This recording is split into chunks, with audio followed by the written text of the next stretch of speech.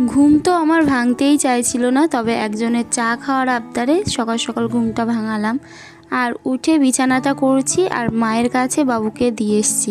কারো কারো মনে হয় যে 8টা মানে আমি অনেক বেলা করে উঠি, আসলে আমার কাছে হয়তো এটা সকালই। কারণটা আমি তোমাদেরকে বলছি। সবাই যখন রাত 10টা 11টার সময় ঘুমিয়ে পড়ে, তো আমার ঘুমোতে যাওয়ার টাইমটা হচ্ছে 1টা কি 2টো। তারপরে গিয়ে আমি ঘুমোই, আবার সেই 5:30টার সময় উঠে বাবুকে খাওয়াতে হয়। মাঝেও একবার রাতে খাওয়াতে হয়, তবে ভোরবেলার দিকে উঠে ও খুবই জ্বালাতন করছে কদিন ধরে। আর ওকে নিয়ে ওর একটাই কথা, বাইরে যেতে হবে। আর তখন এতই ঘুমের ঘরে থাকি যে বাইরে যাওয়ার মতো পরিস্থিতি আমার থাকে না, ওই দুধ দিয়ে শুইয়ে রেখে দিই। আর এই করতে করতে সকাল 8টা বেজে যায়। আর ইন্দ্র উঠে ফ্রেশ হয়ে এসে মাঝে মাঝে আমাকে ডাকে, আবার মাঝে মাঝে চা খাওয়ার আবদারে বলে যে তুমি উঠে একটু চা করে দাও। আর আমি যেদিন যেদিন উঠি না, মাই কিন্তু বেশিরভাগ টাইমে এখন করে দেয় চা। যাই হোক, বিছানাটা তুলে এখন এসেছি বাবুর জন্যে খাবার রেডি করতে। অনেক সময় 60 ml খাওয়ায়, আবার অনেক সময় 90 ml খাওয়ানো হয়, মানে ওর খিদে অনুযায়ী খাওয়াই।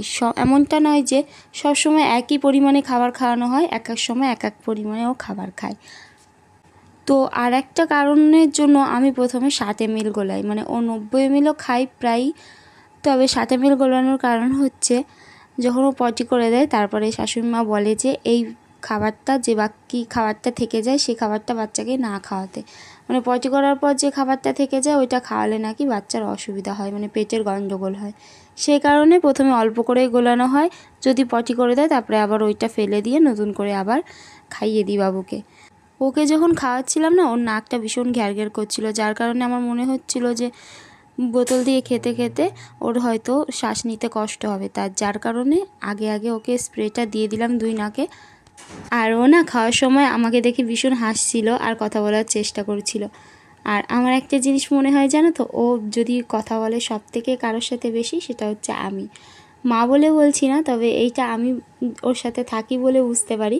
ও সবার থেকে বেশি আমার সাথেই কথা বলে, তা বাদে সবার সাথেই কম বেশি কিন্তু খেলাধুলা করে, কথা বলে। ওকে একটু ঘুম পাড়িয়ে রেখে মা ওইদিকে বাজারে গেছে, ওকে একটু শুইয়ে দিয়ে এসেছি, ও একটু খেলা করছে। আর আমি এদিকে ভাতটা বসিয়েছি আর ডালটা বসিয়েছি। মা বাজার থেকে আসা মাত্র দেখছি ওর জন্য এই হলুদ কালারের খরগোশটা এনেছে। আসলে আমি ভাবছিলাম লাল জিনিস আনলে হয়তো নজরটা ভালো আসবে, তবে এইটাও বেশ ও এনজয় করছে। তো ওকে ওই পুতুল দিয়ে ঘুম পাড়িয়ে দিয়ে এসেছি। তারপরে আমি এই যে সবজি কাটতে বসেছি। আজকে পটল আলুর তরকারি করা হবে আর টক ডাল করব আম দিয়ে। কিছুদিন তেঁতুল দিয়ে করেছিল, তবে তেঁতুল দিয়ে আমার খেতে বেশি একটা ভালো লাগছিল না, তার কারণে বললাম কি আজকে একটু আম দিয়ে টক ডাল করো। আর মুসুর ডাল খেতেও ভালো লাগে, তবে মুসুর ডাল তো সবসময় হয় না। আর আজকে রাত্রেবেলা ভাবছি যে একটু লুচি ঘুগনি বানাবো, যার কারণে সবজিটাও বলছি যে একটু অল্প করেই রান্না করি। আর বাঁধাকপি আছে, বাঁধাকপি দিয়ে বড়া করা হবে আর পেঁয়াজি করা হবে। আজকে বলতে গেলে নিরামিষই হচ্ছে সব কিছু, শুধু ওই পেঁয়াজিটা একটু আমিষ। এই যে বাঁধাকপিটা রয়েছে, এটা হচ্ছে একটু নষ্ট নষ্ট মতো হয়ে গেছে, তো যে দিকটা নষ্ট হয়ে গেছে সেই দিকটা ফেলে দিয়েছি। আসলে এই বাঁধাকপিটা এনেছিল 2 দিন আগে, মাঝে ঘ্যাট করা হয়েছিল, ওর মধ্যে দেওয়া হয়েছে আর এইটুকু রয়েছে, তাই বললো যে আজকে বড়া করা হবে। আর বাঁধাকপিগুলো না একটু মোটা মোটা কুচোনো হয়ে গেছিলো, যার কারণে মা বলছিল এর থেকে একটু সরু কুচালে খেতে ভালো লাগতো। বাবু তো হলুদ পুতুল নিয়ে খেলা করছিলই। আর তারপরে মনে পড়লো জন্মদিনের সময় দিদা আমাকে এই পুতুলটা কিনে দিয়েছিল, তো সেই পুতুলটা বের করে ওকে দিলাম। ঘরে আরও 2টো টেডি বিয়ার আছে, তোমরা আমার আগের ভিডিওগুলোতে হয়তো দেখতে পারবে। তো সেই টেডি বিয়ারগুলোকেও ধুয়ে পরিষ্কার করতে হবে, ওগুলো খুব নোংরা হয়ে আছে, যার কারণে আলমারির ওপরটাতে তুলে রেখে দিয়েছি। তো বাবুকে দেখো 2টো খেলনা একসাথে রেখে দিয়েছি, আর ও কিন্তু ভালোই দেখে দেখে খেলছে আর ওদের সাথে কথা বলার চেষ্টা করছে। তারপরে এসেছি এই যে ভাত খেতে, মা বললো যে আমার কাছে দিয়ে তুই তাড়াতাড়ি করে ভাতটা খেয়ে নে। এরপরে ইন্দ্র দাদা ওরা আসবে, ওরা এসে খাবে, তার কারণে আমাকে বললো তাড়াতাড়ি করে খেয়ে নিতে। আমি খাওয়া দাওয়া করে পেঁয়াজটাকে একটু লবণ দিয়ে মাখিয়ে রেখে দিলাম, যাতে একটু নরম হয় আর পেঁয়াজিগুলো ভাজতে ভালো হয়।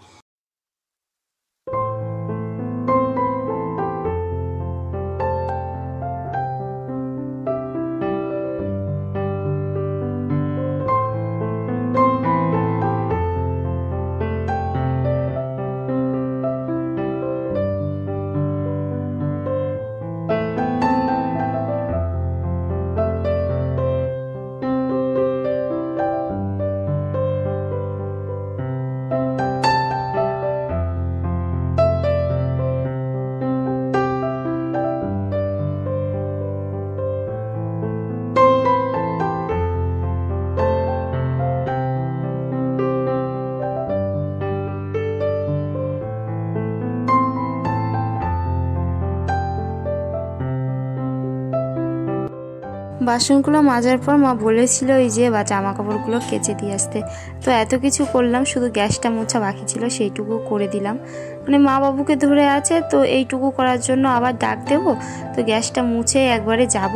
মা শুধু বেসিনটা আর এই পাশে যেটুকু বাকি আছে ওইটুকু মুছে পরিষ্কার করে নেবে।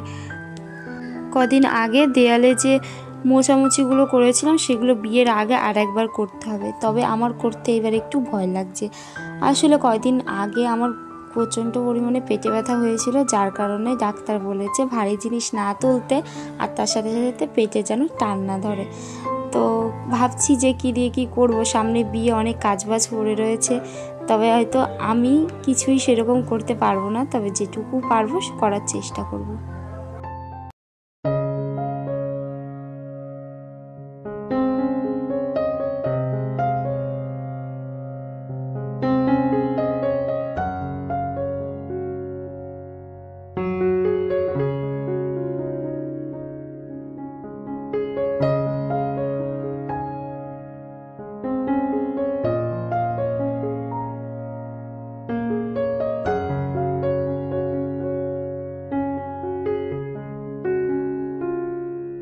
বাসনগুলো মাজার পর মাকে বললাম যে কাকিদের বাড়িতে দুটো থামস আপ কিনে কাকিদের ফ্রিজে রাখা ছিল, সেগুলো আগের দিন আনার কথা ছিল কিন্তু আনা হয়নি, তাই আজকে আনতে বললাম।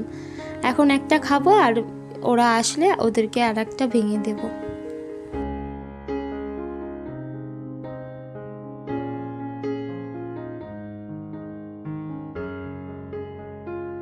একটা বেজে গেছে কাজ করতে করতে, তাই তাড়াতাড়ি করে জামা কাপড়গুলো কাচতে এসেছি। তো কেচে নিয়ে তারপরে এই যে ছাদে এসেছি। এই কয়দিন ধরে না একটু রোদ হচ্ছে না, হালকা হালকা করে রোদ দিচ্ছে, আর বিকালটা হলেই মেঘলা হয়ে আসছে। আর ট্যাঙ্কিতে স্ল্যাব করবে বলে ইন্দ্র আর দাদা দুজনে মিলে ইটগুলো ওপরে নিয়ে আসছে, সেই নিচের থেকে এই দোতলায় নিয়ে আসছে।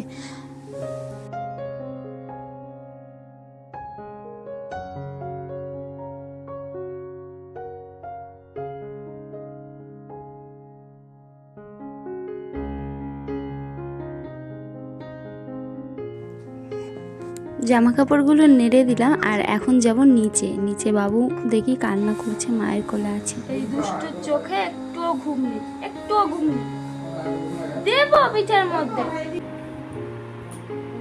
বাবুর না পটি না হওয়ার কারণে পেটে প্রচণ্ড গ্যাস জমে গেছে, যার কারণে ও বেশি খেতে চাইছে না, মুখ দিয়ে দিলেই সরিয়ে দিচ্ছে। যার কারণে মা একটা কাঁসার থালার মধ্যে তেল ঘষে তারপরে ওর নাভিতে ডলে দিচ্ছে এই যে। আর আমি তারপরে খেতে বসেছি, মা ধরে আছে ওকে। এই যে আছে পেঁয়াজি, আলু সেদ্ধ, ডাল আর পটল আলু তরকারি।